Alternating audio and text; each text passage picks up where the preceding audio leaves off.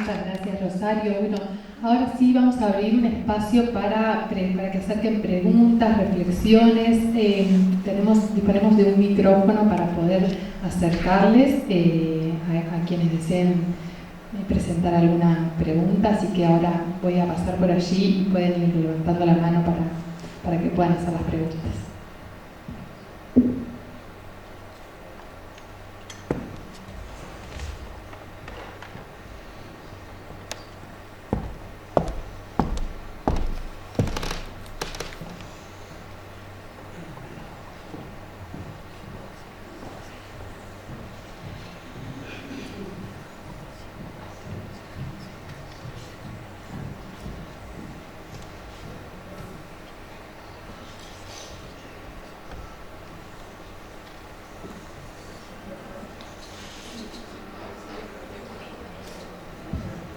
Hola, hola.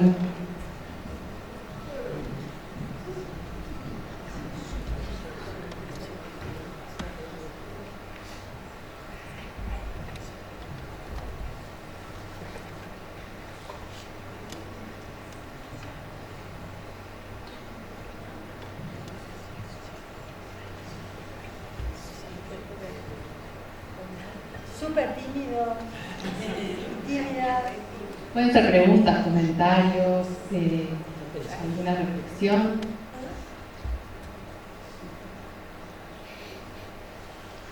Si nadie quiere romper el hielo, ¿puedo romperlo yo? ¿Cómo no? No necesito micrófono. Gracias. Creo que lo tengo integrado. No, hablando del tema de, bueno, justamente la falta de consolidación quizás de estas democracias que recuperamos, tanto en Argentina como en Uruguay, el alarde del fascismo, el alarde de soy fascista, cosa de que antes no existía. ¿Qué tanto, le pregunto a todos, ¿no? ¿Qué tanto ustedes pueden plantear que tenga que ver el no habernos planteado nunca, como partidos políticos, los partidos políticos, no haberse planteado hacer una reforma constitucional, una nueva constitución, ¿no? Porque tanto en Argentina como en Uruguay venimos de constituciones en el 60 en Argentina, 66 en Uruguay. Digo, son constituciones que permitieron el avance del fascismo, el avance de la derecha, el avance de la ruptura con una cantidad de tradiciones anteriores. ¿Qué tanto esto puede llegar a influir en que estas democracias, sean negacionistas, sean den lugar a todo lo que dan lugar y todo lo que tenemos, incluso en Uruguay, más allá de que se hayan logrado una cantidad de cosas, de cositas, digo, lo que decía Caticha, lo que decía acá la compañera, son democracias bastante débiles, ¿no?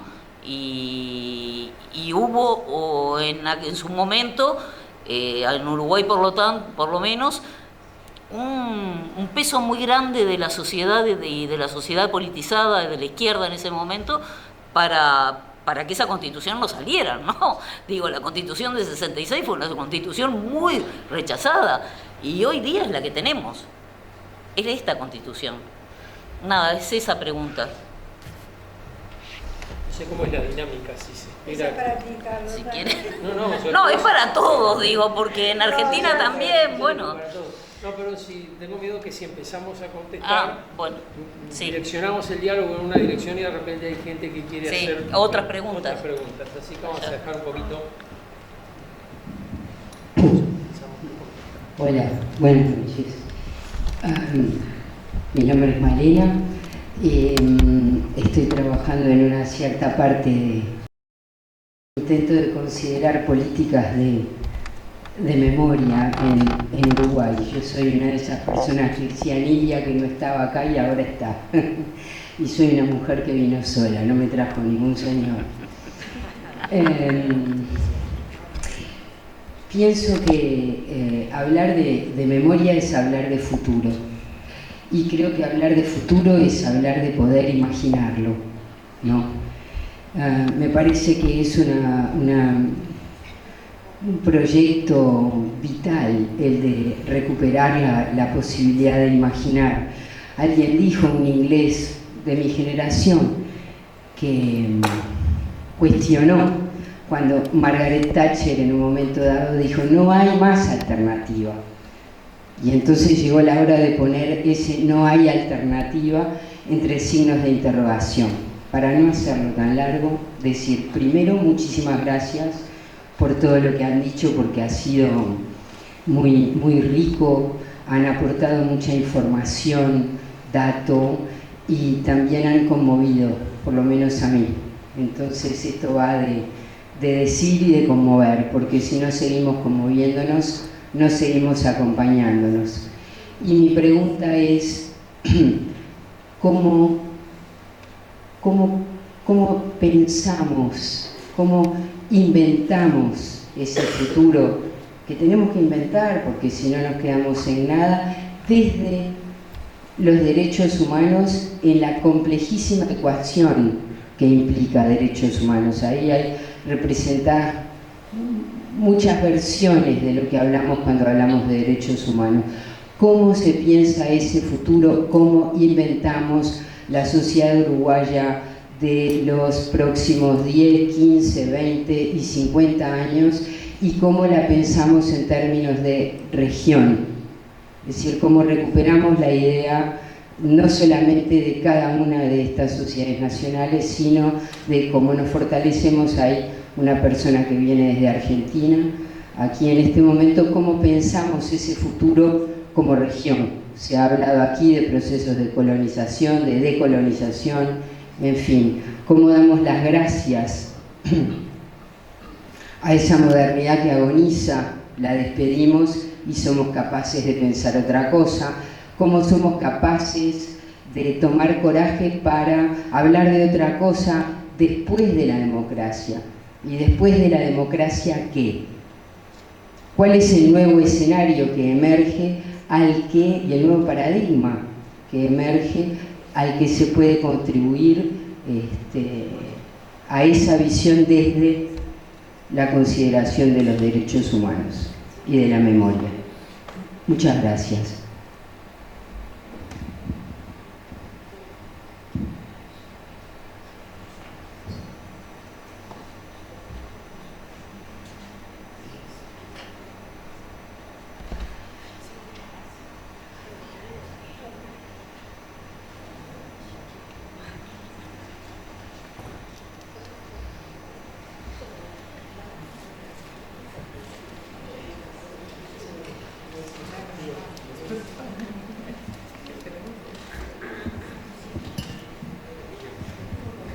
Vamos a empezar a contestar, así eso de repente estimula otras preguntas.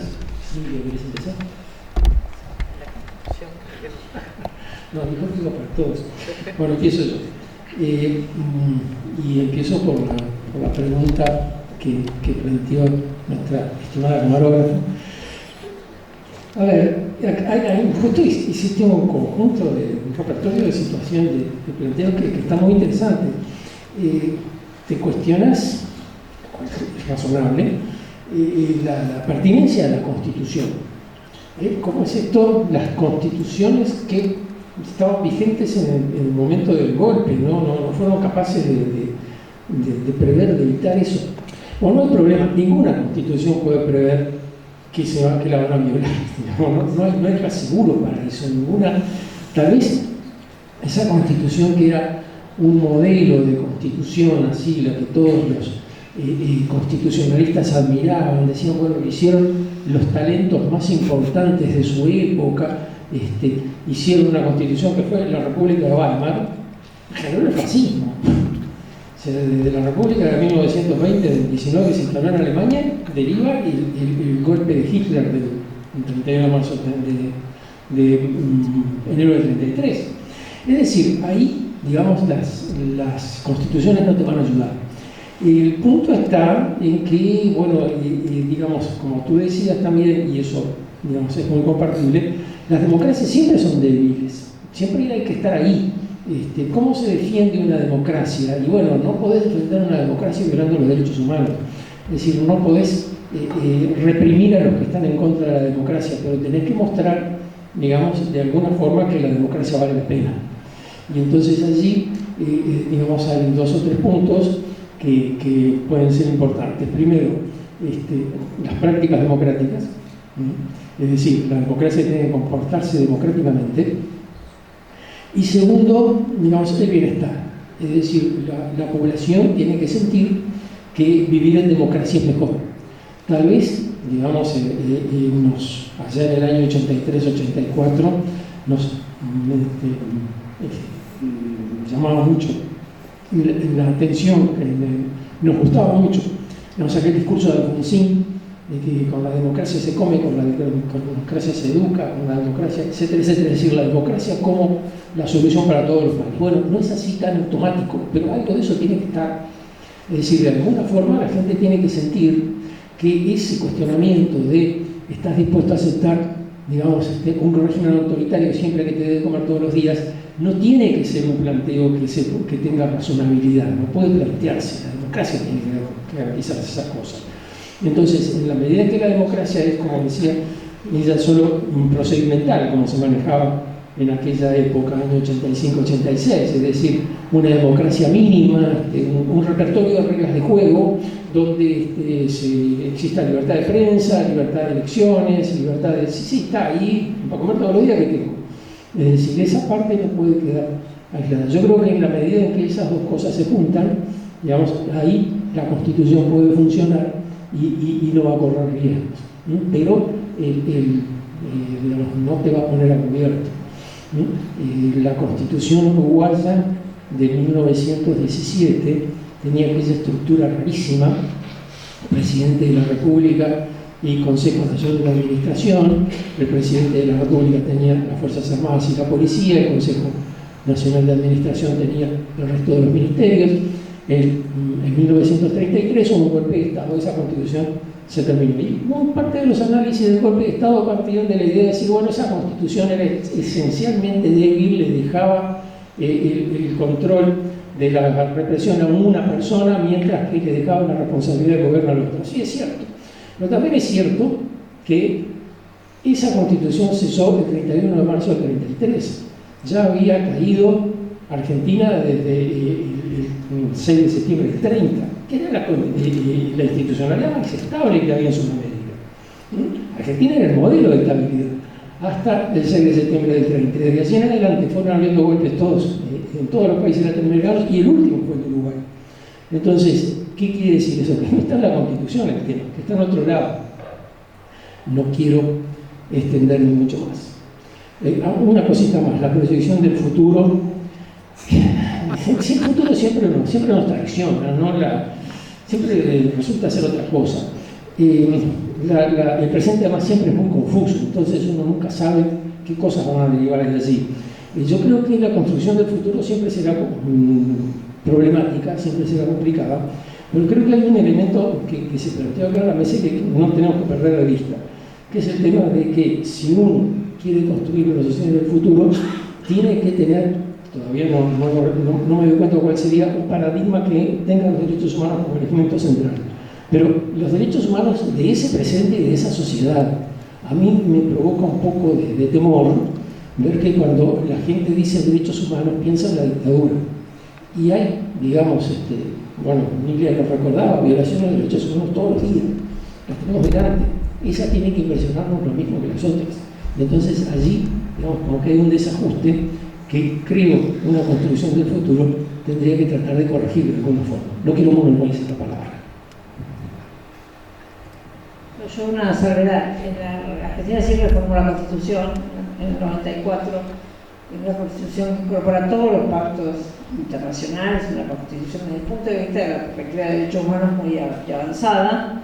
Bueno, solamente es enunciativa, no es de pleno. O sea, no es que si dice que tiene derecho a la educación, la Constitución te garantiza el derecho a la educación. No, pero bueno, desde el punto de vista de los derechos y desde el contra el garantismo, una constitución que avanzó, se hizo en el marco de las reformas neoliberales de los 90, Pacto de Olivos, etc. Pero fue una constitución bastante avanzada con respecto al tema de derechos humanos, y la Argentina ha avanzado muchísimo en normativas progresivas, así como también en normativas regresivas que son las no ocultas, vinculadas con la política criminal, con la persecución penal, con un montón de cuestiones, que eso no aparece en la agenda de derechos humanos, pareciera que es, bueno, son políticas de seguridad. Nosotros, bueno, nosotros en la comisión tenemos un trabajo muy intenso con respecto al monitoreo de los lugares encierros, o un mecanismo de prevención de la tortura como Comisión Progresiva por la Memoria, que suena como raro porque la memoria trabaja en la erradicación de la tortura hoy, pero bueno, precisamente porque nosotros siempre desde la comisión pensamos que la acción de la memoria en el presente no es porque alecciona, porque dice lo que hay que hacer y lo que no hay que hacer, sino porque genera prácticas de un estar en la comunidad, digamos, y en algún sentido actualiza ese paradigma de los derechos humanos en el presente, si no es, bueno, ¿no? Vamos a tratar de que no haya tortura, recordando que hubo tortura, pero si hay tortura, evidentemente, y fue un debate en la comunidad que nosotros dimos, porque al revés era, la tortura era en el pasado, por lo tanto era inadmisible que hubiera tortura en democracia. O sea, al contrario, la memoria del horror hacía poco visible la tortura. No, eso, ¿cómo van a decir que se tortura? En la democracia no se tortura, en Argentina no se tortura más. A partir de diciembre del 83, no, bueno, sí se tortura, y mucho, y es generalizada, solo en determinados sectores, absolutamente invisibilizados, básicamente los pobres. Pero eso con respecto a lo normativo, la Constitución del 94, lo tenemos a mi ley, que conoce todo ese marco normativo. Pero solo una cuestión con respecto al tema de imaginar el futuro y la memoria.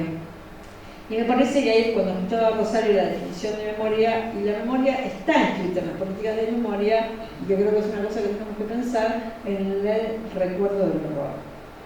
Lo aleccionado es el recuerdo del horror. El sentido de la memoria está en el recuerdo del horror, en lo que no debe volver a repetirse, en lo que no debe ocurrir. Y yo creo, bueno, retomando a Benjamin, ¿no? No voy a decir nada nuevo, pero sí pensar que hay una memoria de lo que no pasó, la memoria de lo inconcluso. O sea, cuando uno ve a la potencia que tienen los desaparecidos para las nuevas generaciones, es que se quedaron jóvenes.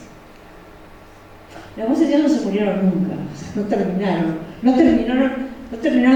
vida no terminó, digamos, no son algo que fue.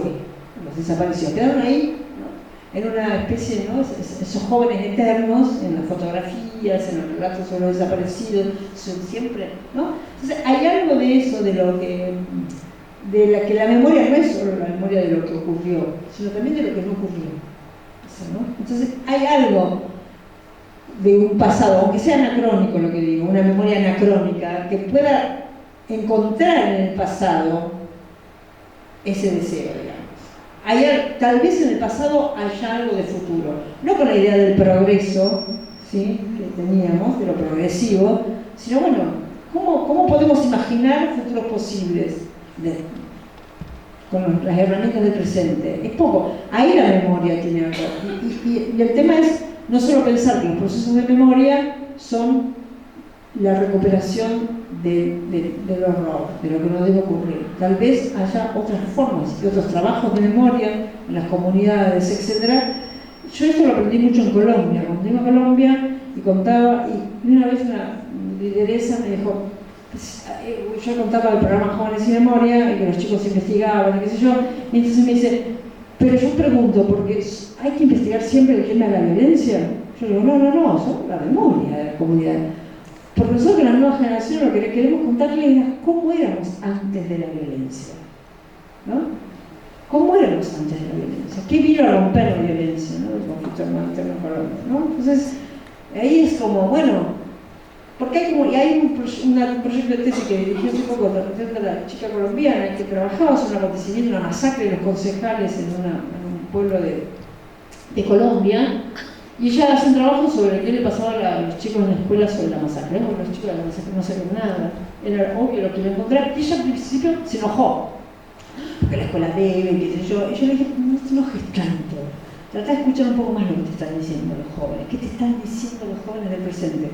¿Qué te están diciendo cuando ellos dicen, no queremos hablar de la masacre de los concejales? Primero porque queremos hablar de nosotros, lo que nos pasa a nosotros, de la violencia que nos atraviesa a nosotros, ¿no? Y porque tampoco queremos que la comunidad, lo único que pasó en esta comunidad fue la masacre de los concejales. Y la tesis se llama ¿por qué no hablamos de lo bonito? ¿Por qué no hablamos de lo bonito? Eso es lo que dicen los pibes. ¿Por qué no hablamos de lo bonito? ¿Por qué no encontramos cosas que nos definan como comunidad que no sea la violencia? Que es la que nos atraviesa, además, porque no hay nada novedoso en la violencia, ¿no? Cuando Lilia hablaba de lo que atraviesan los jóvenes, siempre como te la anécdota de un docente de un barrio, ¿no? del conurbano de la provincia de Buenos Aires, duro, con mucha violencia, entonces le cuentan, nosotros éramos jóvenes, chicos, hay que valorar la democracia, nosotros éramos jóvenes, nos paraba la policía, nos hacía bajar del colectivo y nos pedía los documentos y el papá. Dice, ¿vos qué te crees que nos pasa a nosotros? Qué raro lo que les pasaba, ¿no? Hay algo de... Pero en esa relación, esa conversación, donde el docente contaba, los pibes pudieron contar lo que les pasaba y no quedaba como que la experiencia era lo que le había pasado al docente, que era la significativa y la importante. En ese diálogo, los pibes también pudieron resignificar lo que les pasaba, porque a partir del diálogo con el profe pudieron pensar, che, a nosotros también nos pasa, y capaz que lo que nos pasa no está tan bien. Porque bueno, la violación de los derechos humanos no se piensa por violaciones a los derechos humanos. Es la vida es así, nosotros los sectores populares vivimos así, los pibes de este barrio vivimos así, la policía es así, ¿qué querés? Digamos, ¿no? ¿Cómo querés que nos trate? ¿No? Entonces hay algo de esa relación también pasado-presente que me parece que es interesante y pensar que en esa conversación intergeneracional puede emerger algo, pero donde es una memoria que tiene múltiples temporalidades, digamos. No es las viejas generaciones contando a las nuevas generaciones para que las nuevas generaciones... Eso no funciona, ¿no? A veces decimos, qué bien los chicos, estuvieron calladitos como acá en la Victoria, todos calladitos, no dijeron nada, prestaron atención, tomaron nota, así que estuvo genial la charla, estuvo genial la clase, y a veces uno dice, no, a mí me interesa que alguno levante la mano y diga, sí, profe, yo con eso que estás diciendo no estoy muy de acuerdo. Entonces ahí cuando alguien dice eso, trácate, se armó, ¿no? Entonces esto pregunto, el conflicto, ¿no? Y bueno, y me parece que hemos tenido mucho miedo a una conflictiva que le da dinámica al proceso de memoria. No podemos tener memorias consensuadas o una sola memoria, por más democrática que sea, en sociedades que son desiguales, conflictivas, etc. Entonces, hay algo de eso, ¿no? De pensar cuál es, un poco lo que acá también proponía Elena, la comunidad, la memoria, la identidad, qué otras cosas trabaja la memoria, más allá del recuerdo del horror, de la reparación, sacarlo un poco de ahí, sacarlo de lo que lo dicen los organismos internacionales que tenemos que hacer en los procesos de transición. Ya vimos que los organismos internacionales... Entonces ahí empecemos a mirar esas recomendaciones y decir, bueno, capaz que tenemos que hacer otra cosa, capaz que tenemos que pensar en otras... Capaz que los espacios tienen que tener otras funciones, capaz que no sé, empezar a pensar, a lo mejor tenemos que inaugurar espacios donde fuimos felices, ¿no? Acá fuimos felices, ustedes vieron, acá fuimos re felices porque acá pasó la asamblea donde, no sé, me parece que hay que dejar tanto de que el Estado regule los procesos de significación del pasado. Me parece que uno no tiene que pedir al Estado que te garantice cosas. Lo que tiene que garantizar el Estado es que la sociedad pueda producir esas memorias, digamos. Eso tiene que garantizar el derecho a la memoria. Y hacerse cargo de sus deberes. Tiene que reparar, tiene que hacer justicia, tiene que reparar. Todo lo que hizo mal lo tiene que reparar. Esa es la obligación del Estado. Y después las sociedades tienen derecho a la memoria. Y el Estado no garantiza el derecho a la memoria construyendo una memoria y diciendo, bueno, acá está. Es esta. Vamos. ¿No? Entonces me parece que tenemos que pensar varias cosas de las políticas de memoria, y en Argentina, que hubo políticas de memoria fuertes, bueno, tampoco nuestra ley nacional de sitios, plata nunca ponen, plata hay que salir a buscarla, pero me parece que revisar, yo creo que la experiencia argentina tan exitosa, que a mí siempre me molesta mucho de la experiencia argentina, exitosa, porque es como decía Carlos, cuando se habla, somos los campeones de los derechos humanos, sí, del pasado, con él, ¿no? O sea, porque en Argentina cuando hablas de derechos humanos hablas de dictadura, no hablan de las luchas contra las violaciones a los derechos humanos hoy. Y eso es un problema. Eso es un problema. Me parece que tenemos que repensar cuáles son los sentidos de los procesos de memoria ahora. Hace 20 años fueron uno, ahora tenemos que pensar en otros. Porque las políticas de memoria no existieron siempre. Son políticas de hace 20 y pico de años, son un invento de hace 20 y pico de años, digamos, en el mundo, ¿sí? Entonces me parece que tenemos que repensar las políticas de memoria, en serio, con tranquilidad, decir, bueno, hasta acá hicimos esto, ¿qué otras cosas podemos hacer? ¿No? ¿Qué están necesitando las sociedades también reconstruir de esas historias? O sea, yo le tengo fe a la memoria. O sea, me parece que se generan procesos, digo, por la experiencia que hemos tenido nosotros, las memorias territorializadas, situadas, ¿no? Menos canónicas, me parece que mucho más heterodoxas, me parece que generan conversaciones, que generan comunidad, que generan vínculos, y me parece que ahí ese futuro lo construimos ahí. No sé, Marx ya escribió hace un montón, estamos esperando todavía que el sujeto revolucionario emerja, no sabemos por dónde.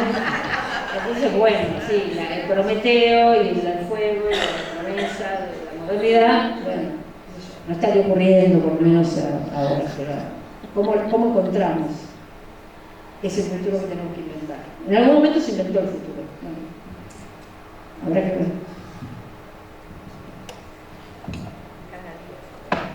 Bueno, también agradecer las preguntas sobre la cuestión específica de la Constitución en sí. Me declaro incapaz. Probablemente el primer parcial que perdí en mi vida fue de Derecho, o sea que debo tener un problema con la forma. Pero creo que nos debemos más debate sobre la formación de nuestros profesionales del derecho, que en distintas áreas de los derechos humanos, infancia, niñez, reparación y justicia, creo que no es un área estrictamente de la Facultad de Derecho, y cuando uno mira la experiencia y la historia del Uruguay, ve, por ejemplo, el enorme desempeño que desde la ciencia, la formación, la tecnología hubo, como lo traían en lo que es la experiencia del GIAC, del grupo de antropólogos, o sea, cómo el conocimiento va en favor de la memoria, en su condición crítica. O sea, creo que la activación de más agenda vinculada a la recuperación de la memoria en distintos espacios de formación terciaria, universitaria, pero por supuesto a nivel, en todos los niveles educativos, creo que es fundamental. Creo también que el año 2020 fue un año que nos dejó muchos aprendizajes, ¿no? En primer lugar, bueno, creo que hay algo de fondo que es la lucha por buenas leyes. Nosotros sabemos que efectivamente una excelente ley puede ser abatida por corrientes de opinión, pero es claro que tenemos que seguir luchando por buenas leyes, por leyes que fomenten la participación, para evitar procesos como los del año 2020, que sumados a la pandemia originaron la ley de urgente consideración, que hizo como arrasó un tsunami sin proceso deliberativo. Costó mucho revertirlo, y creo que eso nos permite reflexionar sobre la forma en que los autoritarismos se reproducen en democracia y poder identificarlo y poder generar los momentos de debate, porque creo que los grandes momentos del pasado nos fijan formas, y cuando vienen modalidades más sutiles de autoritarismo, que hoy en la era digital son una clave, evidentemente tenemos que reactualizar todas nuestras dinámicas, porque efectivamente yo realmente del proceso argentino, lo primero que recuerdo es un día recibir en Twitter un tweet de Milei en mi celular, ¿no? Entonces, que no era ni un contacto, ni, sin embargo yo ya lo conocía y sabía, mis hijos lo conocían antes de que yo supiera quién era, ¿no? Entonces, las nuevas formas, las políticas de memoria en este sentido, activar el presente con el pasado, y la movilización estudiantil, o sea, creo que en el año 2006, por lo menos en educación, tuvimos la creación de la Comisión de Educación Sexual Integral, de la Comisión de Convivencia, el germen de la creación de la Comisión de la Dirección de Derechos Humanos, y se derogó el Acta 14 que impedía la participación estudiantil. Entonces, recuperar el movimiento, un poco en el sentido de qué sociedad construir, ¿no? Recuperar ese diálogo con las nuevas generaciones. Los reclamos de los jóvenes que hicimos en un encuentro hace poco eran clarísimos en el sentido de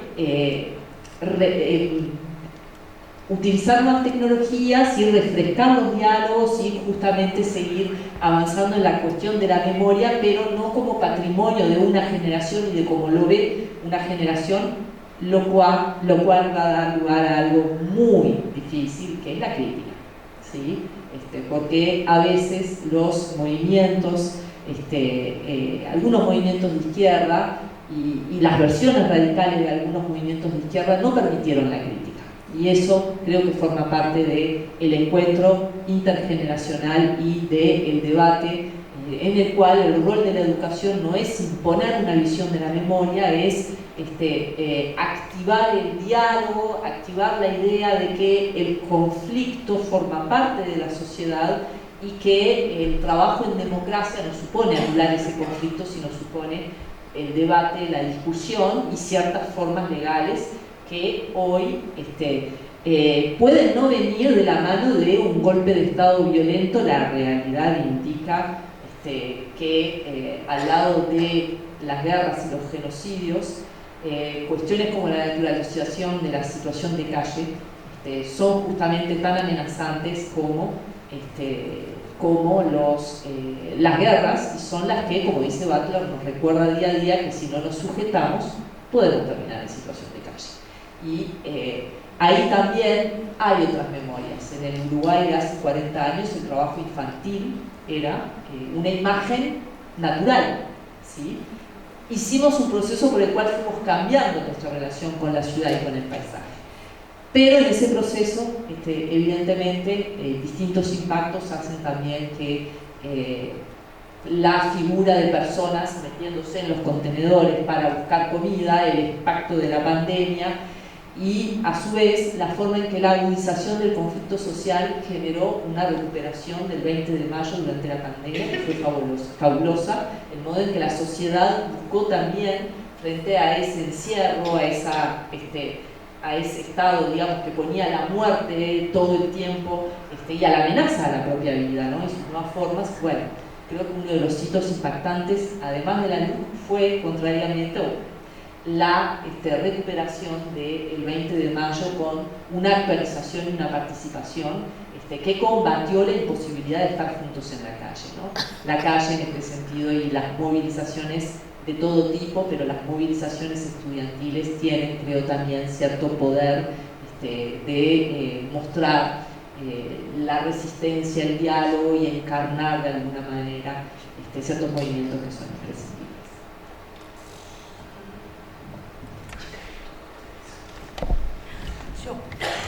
Yo le voy a decir a Sandra, vos sos una diva bárbara. Ahora, cuando ustedes tuvieron todo el apoyo del Estado, me venís a decir que el Estado no. Este es el Uruguay. Porque te cuento, te estoy diciendo lo que puede pasar, porque cuando el Ya Estado estoy está viendo. en manos de la extrema derecha y la ESMA se la queda el Estado, su gobierno de la extrema derecha, ahí empiezas a decir, ¿por qué no más sociedad civil? Lo que pasa es que acá yo miro el público y en el Uruguay estamos rodeados de sociedad civil que se ha puesto sobre sus hombros, como hemos visto, a través de distintas cosas que no voy a seguir mencionando, el peso de la lucha y los debates sobre la memoria. Entonces, cuando Ana hacía esa pregunta, yo pensaba, Carlos, en el artículo 18 de las instrucciones del año 13, Artigas pensaba que el despotismo militar se podía prever con trabas constitucional. Imposible. Imposible. Eso no es así. No, pero voy a concretar. Nosotros, por ejemplo, en Punta Rieles trabajamos en un sitio que cuando los militares lo abandonaron, pretendíamos y exigíamos que se convirtiera en un centro cultural. Pero hubo voces desde nosotras mismas, compañeras, que dijeron, pero ¿cómo va a ser un centro cultural si las cárceles están llenas de personas hacinadas? Nuestra obligación es que eso sea otra cárcel. Y fue así el debate. Entonces perdimos el centro cultural y Punta Rieles hoy es una cárcel con la cual dialogamos y vamos. Y hoy tenemos violaciones a los derechos humanos en esa cárcel, a pesar de que no es la peor cárcel que hay en el Uruguay, es la mejorcita. Y los presos nos preguntan sobre el pasado y le ponen a sus aulas Elena Quintero, por ejemplo. Entonces, tenemos todo un diálogo pasado, presente, derechos violados. Nos preguntan, lo primero que nos preguntaron cuando entramos, creo que está Mercedes por acá, es ¿dónde las torturaban a ustedes acá? Y en esa cárcel no nos torturaban. Evidentemente no, te sacaban para que eso sucediera. Entonces, ¿cómo te torturaron? ¿Y cómo? Sí. No, bueno, y aquí también te torturaron. Bueno, pero yo me lo merecía. Ese diálogo. ¿Sí? No, que nadie más soy yo, ¿eh? Son ustedes. Yo me lo merecía. Claro. Hablar de eso, ¿cómo te vas a merecer? Ustedes se transformaron las buenas víctimas. Bueno, y es toda una interrelación de memorias. Hacía un resumen de lo que hablamos. Cuando dialogamos en distintas etapas, porque esta historia lleva muchos años, en distintas etapas con los presos de la cárcel de Punta de Rieles actual, que hoy se llama Unidad 6, y que además se generan otras unidades. Ahora va a haber una cárcel de mujeres también. Lo que ellos nos decían era dónde las torturaban, por qué las torturaban, qué pasó, qué habían hecho, etcétera, etcétera, pero que de alguna manera, contá vos, Elena, eso. No, yo estoy preso acá, pero porque yo hice cosas. Como que la tortura en el mundo actual a los presos es normal. Y está bien que estén presos, y está bien de alguna manera que eso suceda. Entonces, son capas y capas y capas de violaciones de derechos y de pasado presente y de memorias que se van encontrando y que entran en conflicto. Yo sigo pensando que Punta Rieles debió ser un centro cultural y no una cárcel, pero también los presos hubieran estado más hacinados.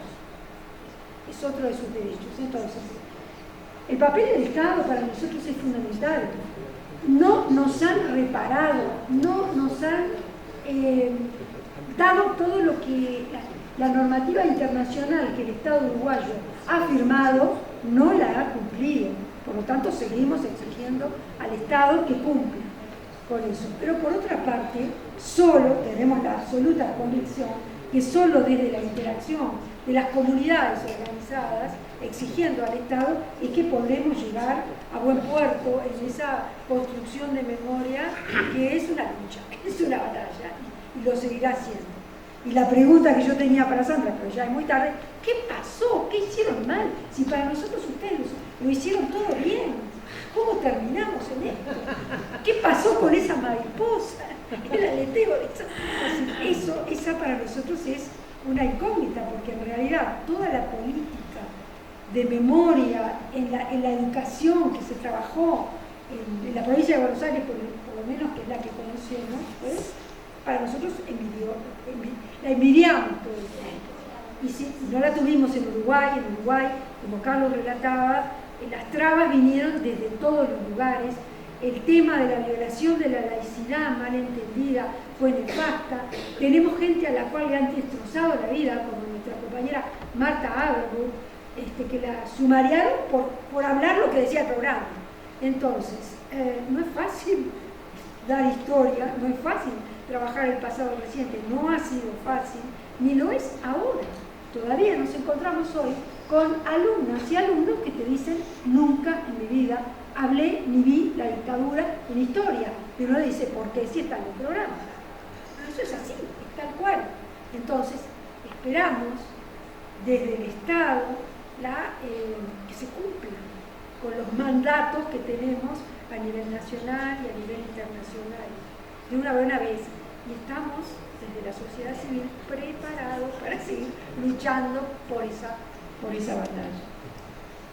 Sí, una cosita, no puedo responder esa pregunta, pero, o bueno, quedaríamos muy tarde discutiéndolo a todos, ¿qué nos pasó? Primero, me parece que las políticas de memoria no pueden hacer lo que la democracia no hace. O sea, la democracia, bueno, esto, los 80 era, se educa, se cómo, ¿no? Bueno, ahora le pedimos un poquito menos. Pero me parece que las políticas de memoria no tienen esa capacidad de revertir, qué sé yo, nosotros 40, yo otra vez se dan cuenta, 40 sitios de memoria en todo el país. Supongamos con toda la furia, van 250.000 personas al año. Eso es el alcance que tenemos, si van 2 horas, 3 horas. Realmente creemos nosotros que podemos, primero que sería tremendo que en 3 horitas que van, le cambiemos la cabeza, que le digamos, que le quede claro que a quién tienen que votar y a quién no tienen que votar. ¿Qué sé yo? Son procesos de experiencia de las nuevas generaciones y de la sociedad en general. Se escribe en múltiples dimensiones, ocurre, o sea, le pasan un montón de cosas a la gente, digamos, y que nosotros estamos un rato ahí, jóvenes y memoria. Bueno, sí, qué sé yo, es un programa que ha intentado ir para otro lado que no sea la cuestión de contarle a las nuevas generaciones lo que pasó. Me parece que hay experiencias, pero bueno, nosotros llegamos a 20.000 pibes, es un montón, pero bueno, son 20.000. Y en Argentina pasa igual, porque no pasa eso. Lo que el Estado decide, no, entre lo que la normativa dice y lo que pasa, está la conflictividad social, la disputa, etc. Y en Argentina, yo en la facultad le digo a los chicos, ¿qué aprendieron de la dictadura en la escuela? Nada. Tanto el 24 de marzo, que es un feriado. Nosotros hemos tenido encuentros y talleres con estudiantes de formación superior, van a ser futuros docentes.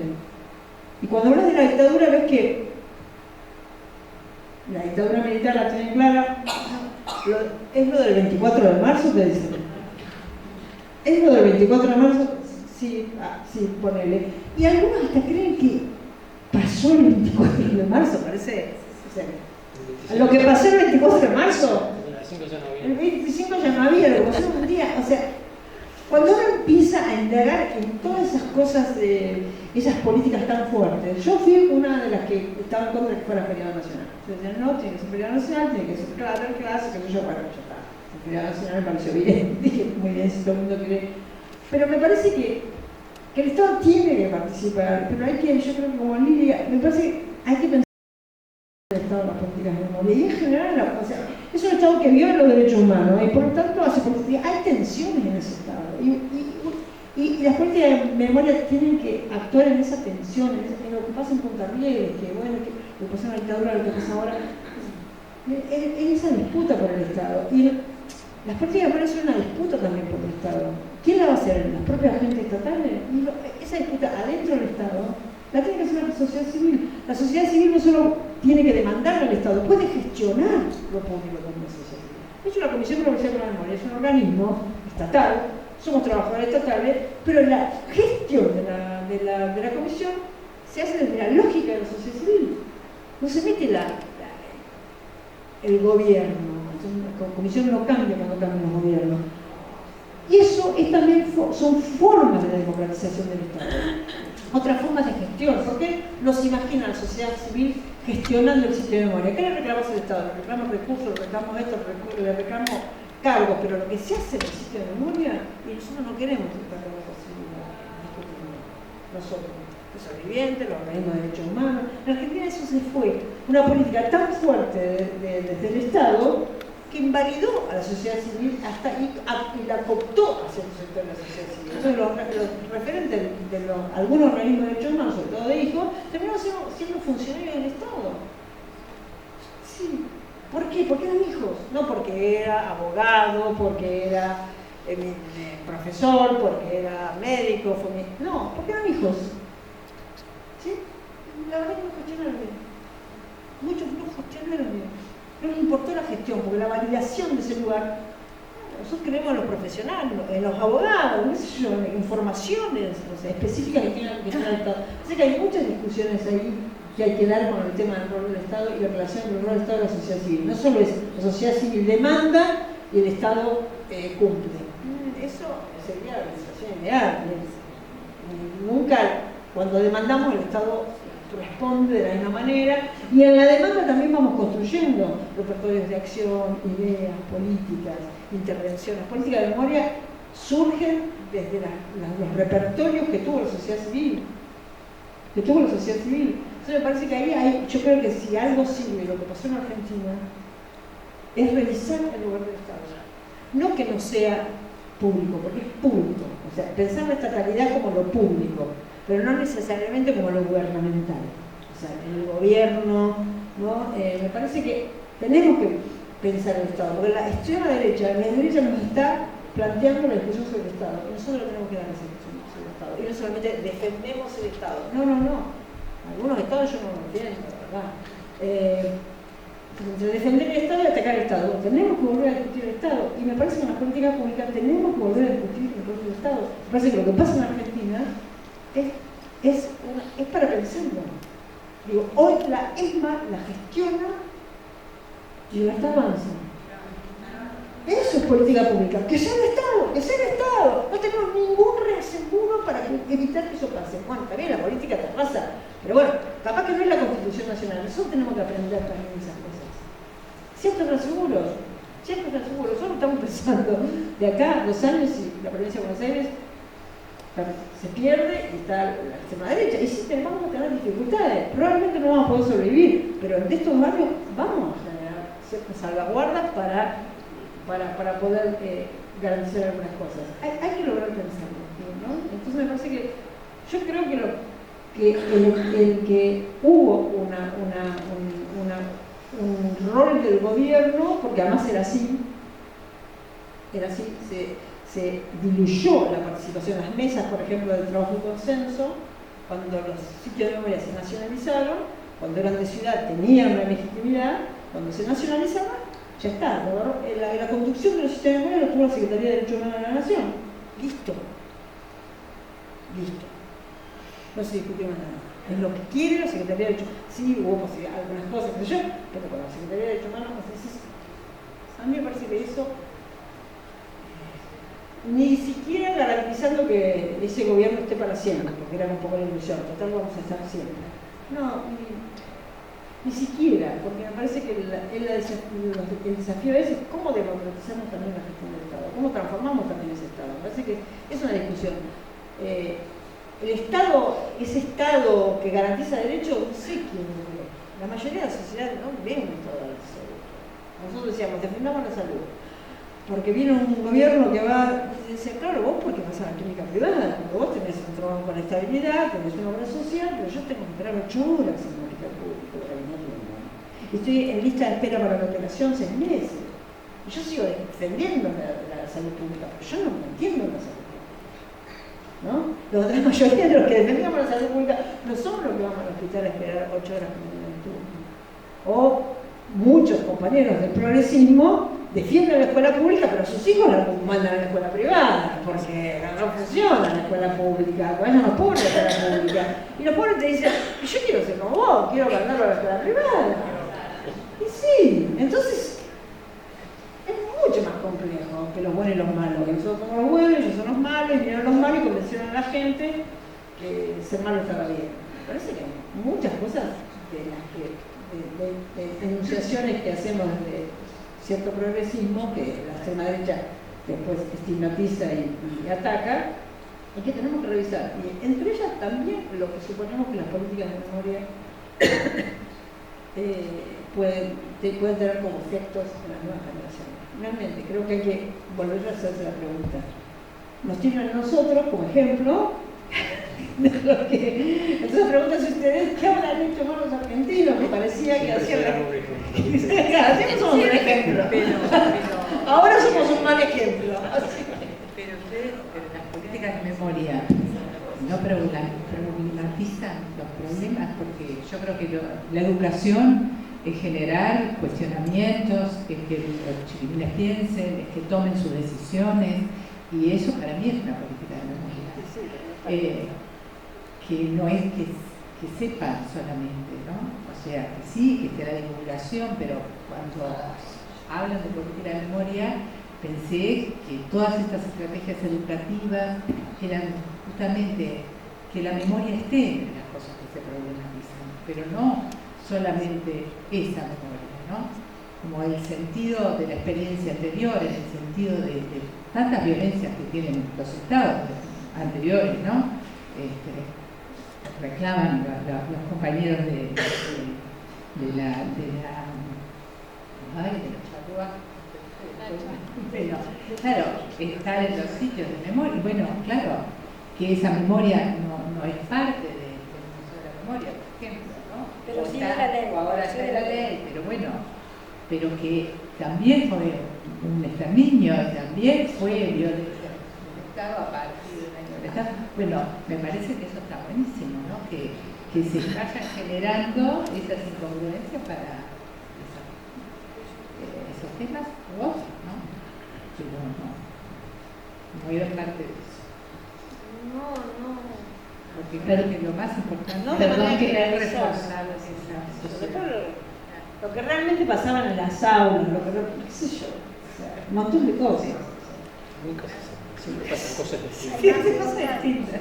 Hay una pregunta más. En realidad hay 4 preguntas más y una reflexión de la participante, y capaz que nosotros cerramos con estas preguntas como para ir concluyendo. Ay, ya, mirando quiénes estamos acá, creo que dice mucho del debate. A mí me gustaba, no les va a gustar seguramente, pero voy a levantarme porque si no, no me van a escuchar.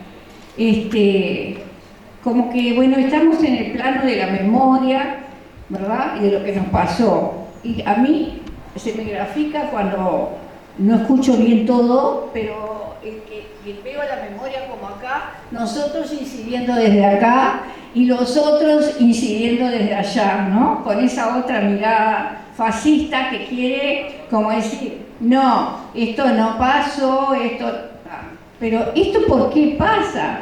¿Y qué pasa si nosotros seguimos? Esa es mi pregunta, y se las planteo porque ustedes son académicos, yo soy una simple profesional que leo muchas cosas.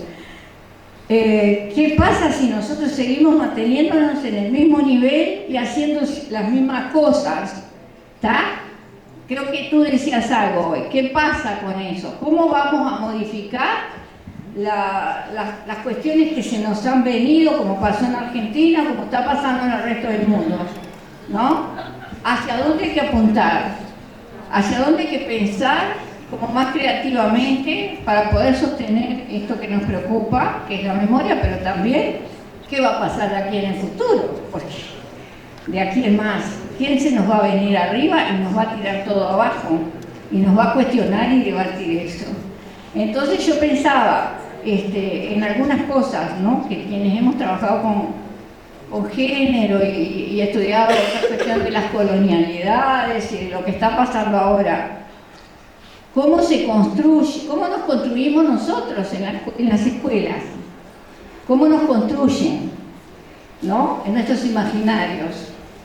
Pero no por responsabilidad de las escuelas, sino por responsabilidad de cómo socialmente nos cayó todo lo europeo en la cabeza y no lo latinoamericano. Y entonces somos personas que creemos, algunos lo llevan más adelante, que tenemos que ser blancos, rubias, ¿no? Clase media, europea, bueno. Que los otros que son distintos no son. Ahí se va generando como esas broncas y esos odios. Esa es mi posición, ¿no? Puede estar erradísimo, pero quería planteárselo. Se va generando ese imaginario de lo que sí y de lo que no. Ahora viene un Milei y estimula esa parte como de la discriminación y del odio, ¿no? Y entonces aparece un montón de gente votando a ese loco, ¿está? Porque el loco dijo que qué horrible esto y que qué horrible lo otro, y apareció toda esa otra parte que tenemos dentro. ¿Cómo hacer para cambiar eso?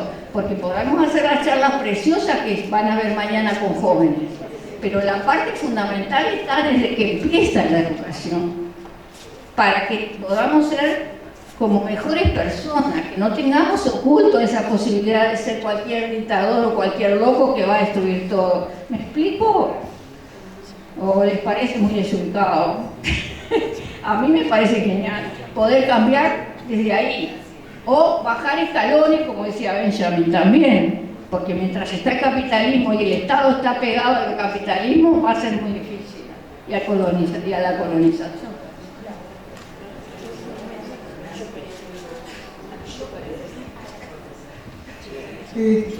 Bueno, voy a comentar, y tomando en cuenta sobre todo el giro crítico que empezó, que fue creciendo en el panel, con todo eso voy a decir acá en esta conversación, aunque no sea hoy acá, en esta, pero en esta conversación sobre la política de memoria, a mí me parece que falta Estado. Esa es una conversación que para vivir con el derecho a la memoria y para vivir o para construir un modo de vivir con derechos en una democracia que nos incluya a todos, entonces política y socialmente y culturalmente, entonces el diálogo nuestro de las organizaciones sociales tiene que seguir siendo con el Estado. Y yo creo que en esta conversación ahí y acá, y más allá de cuál fue la intención cuando se armó esta reunión, pero cuando estamos necesitados de pensar en las políticas de memoria, bueno, precisamos conversar más con el Estado. Entonces, bueno, Nidia está acá, está en nombre del Estado, desde un lugar del Estado sustantivo para nosotros, que es el de la educación, pero es más Estado, porque es el Estado que tiene que ver con lo que pasó en el sitio de memoria del Álvarez Cortés, entrando la policía a buscar chiquilines el otro día, ahorita, ahí hay compañeros que lo pueden contar, y cosas por el estilo, todo el tiempo, o las realidades que vemos cuando estamos trabajando cerca de las cárceles, desde Punta Rieles y con la Organización de Familias Presentes, que es una organización de hoy, o con las organizaciones que dicen Ni Una Menos, y se ven las desapariciones del presente, también en eso. Entonces, los desamparados están en la calle, los que no tienen nada, bueno, planes de emergencia, acaso, apenas, que los incluye y los protege. Entonces, es eso lo que digo. En esta conversación, desde su faz crítica, con todo esto que nos transmite la compañera argentina, de su experiencia, que forma parte de nuestras experiencias trágicas, diría yo, para América Latina, más de una tenemos para pensar en eso, pero bueno, con más Estado, que haya acá, haya más Estado para conversar. Frente amplio, métanle.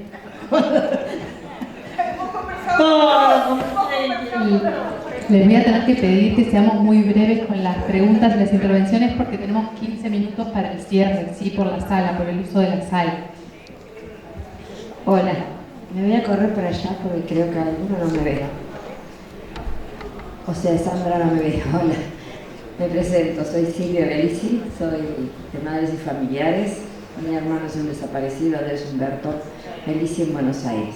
Pero lo que quiero contar es algo que aconteció desde la sociedad civil. El año pasado, la institución CRECE, que es una institución municipal, es un centro cultural y recreativo, bueno, también es para ustedes, perdón, es para todos. Bueno, mi hermano era dibujante y cuando era adolescente hacía diarios con información gremial o licial, pero también barrial. Eran distintos ejemplares. Quiero hacerlo cortito. La Comisión de Derechos Humanos de Flor de Maroñas, donde está instituido el CRECE, ha tomado a mi hermano como referente, digamos. Entonces, cuando se hizo una muestra y se presentaron esos que todavía tenemos en casa, esos ejemplares, esas obras, hicieron una muestra, se les ocurrió hacer, por eso las cosas lindas que tú decías, hacer un llamado a todos los chicos del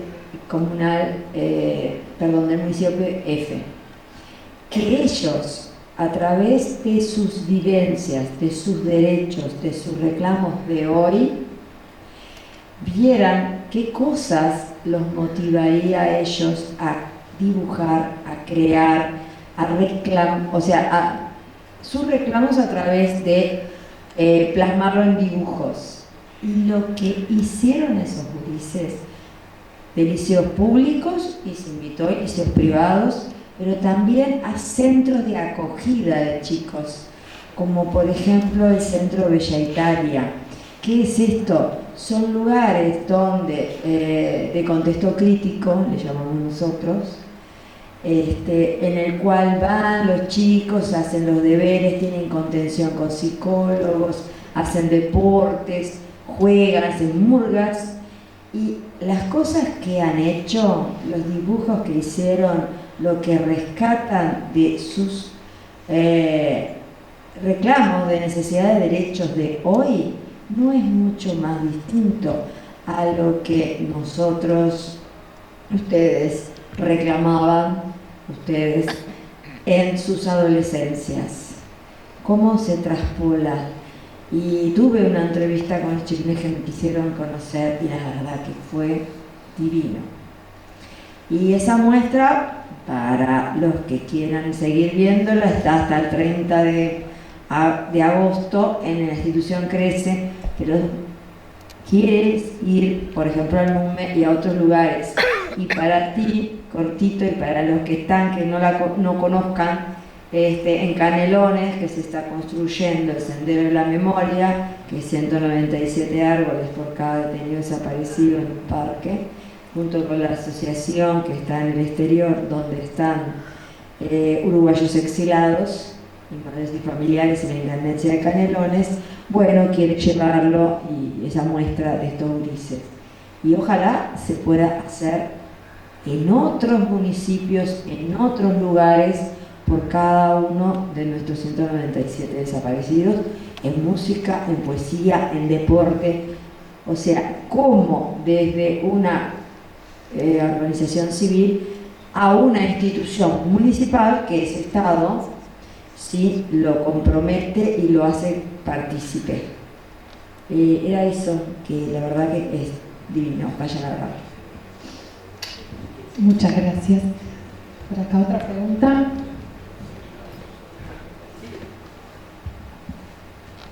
Bueno, sumamente cortito, pero apoyando lo que dice Silvia, apoyando lo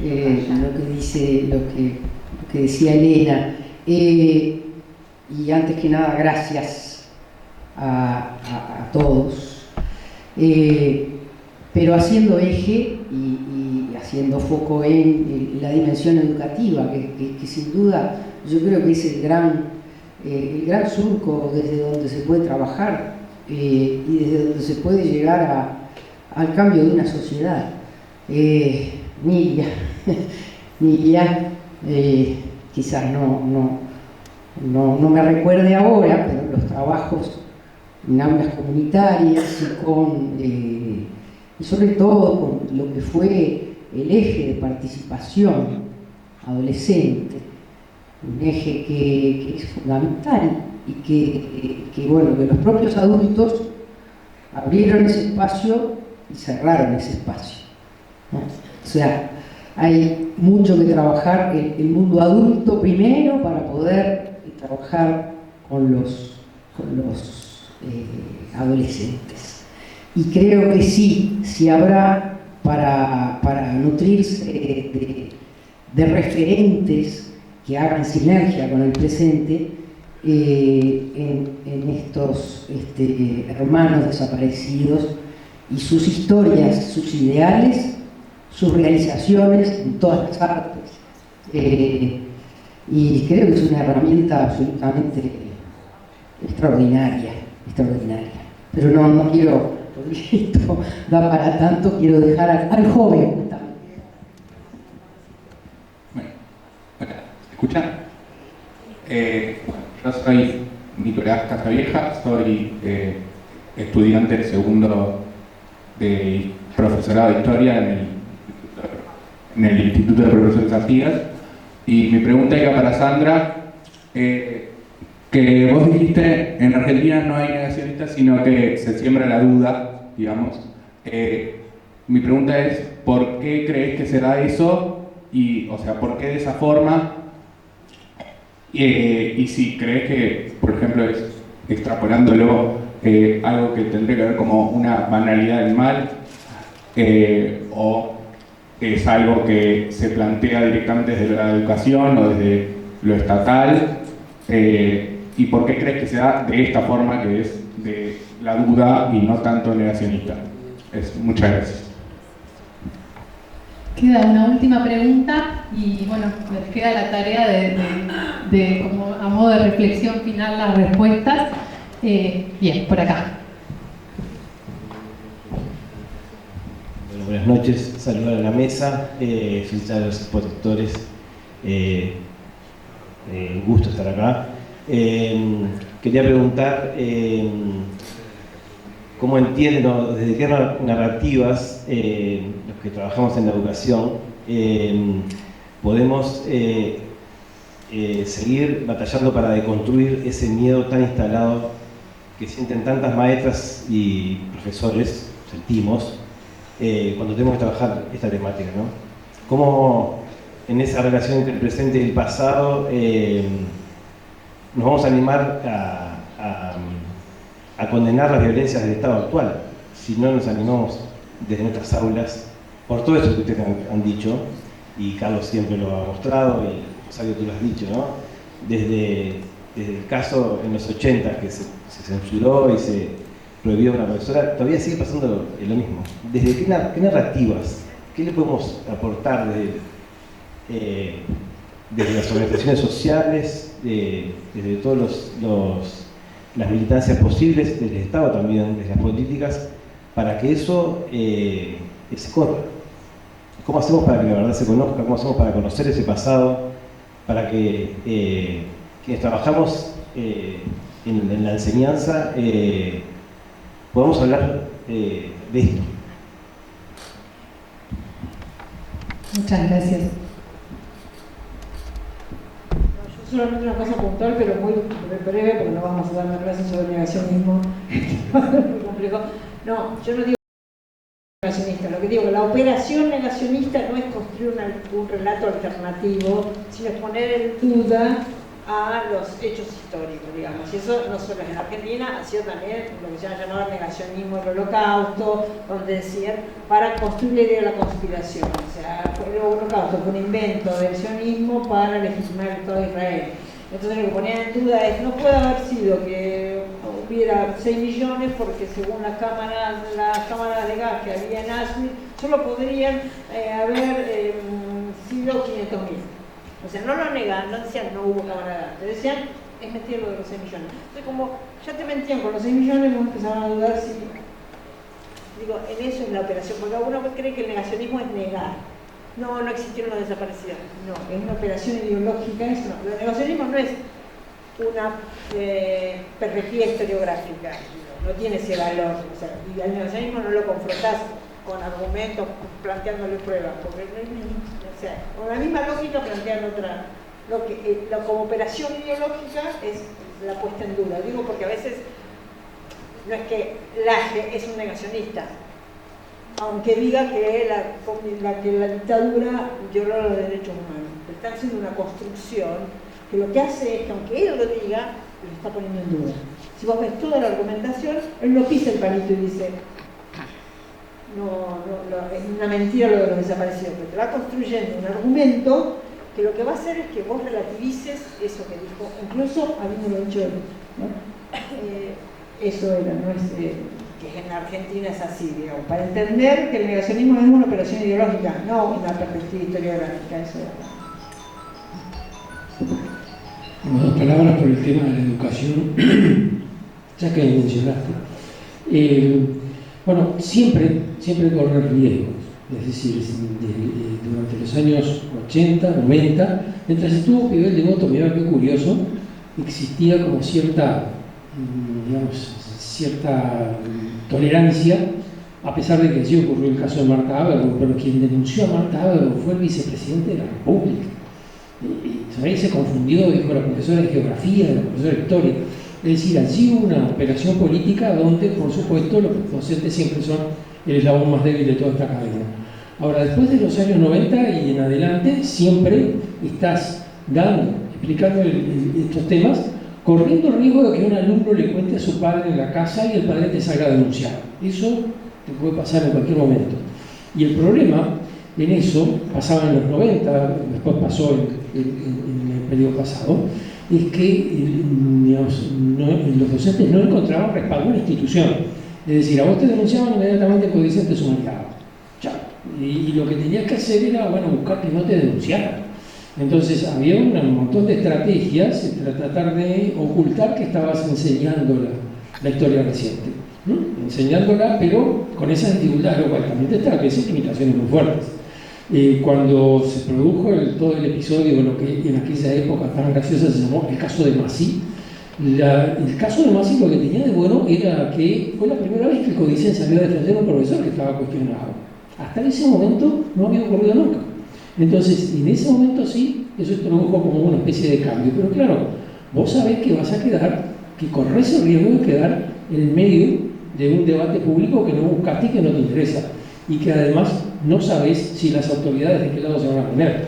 Y eso, por esa razón, es que creo yo sigue pasando. Mientras no se naturalice la enseñanza de la dictadura y del pasado reciente como un contenido natural de cualquier programa, mientras eso siga siendo excepcional, mientras vos digas la palabra dictadura y salga muy en el argumento a decir que estás violando la laicidad, mientras eso pase, va a haber ese temor.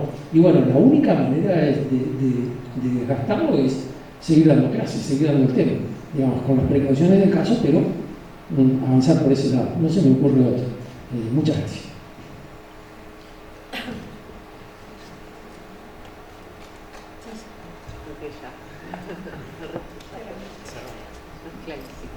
Bueno, muchísimas gracias. La verdad que ha sido muy gratificante escucharlos, también escuchar las intervenciones de todos ustedes.